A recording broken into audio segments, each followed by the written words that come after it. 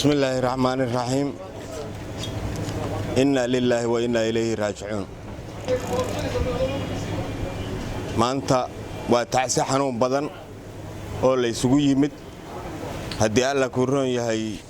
halkan waxaa fadhiya waa bahdii Daawud oo ka tirsanay ee waa bari iyo gudoomiyaha aqalka sare Cabdi Xaashi Cabdullaahi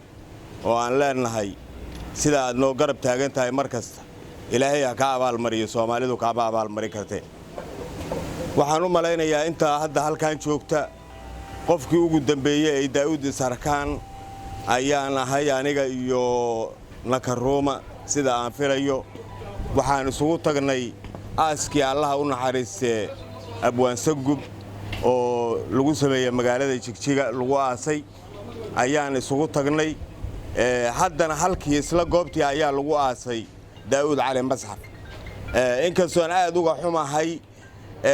aaskii Guure waxa isugu timid dad haddii alla ku rooyaa kumanyaal laakiin Daawud ma aanan filayn goobta lagu aasay dadka joogay aad ayaan uga xumaanay markaan aragnay sawiradooda aad ayaan uga xumaanay sababtoo ah wuxuu ahay haliyay la rabay cid kastoo Soomaaliya inay aaskiisa ka soo qayb gasho ala kulli xaal waxaan leeyahay bashar waliba waa dhiman ballan weeye geeridu qofna baaqan maaye allow budiisa u noori Daawud cali masxaf taariikhdiisa lama sheegi karo aniguna ma dhaafig sii karo intaas hadda warka wassalaamu calaykum waraxmatullaahi wabarakaatuh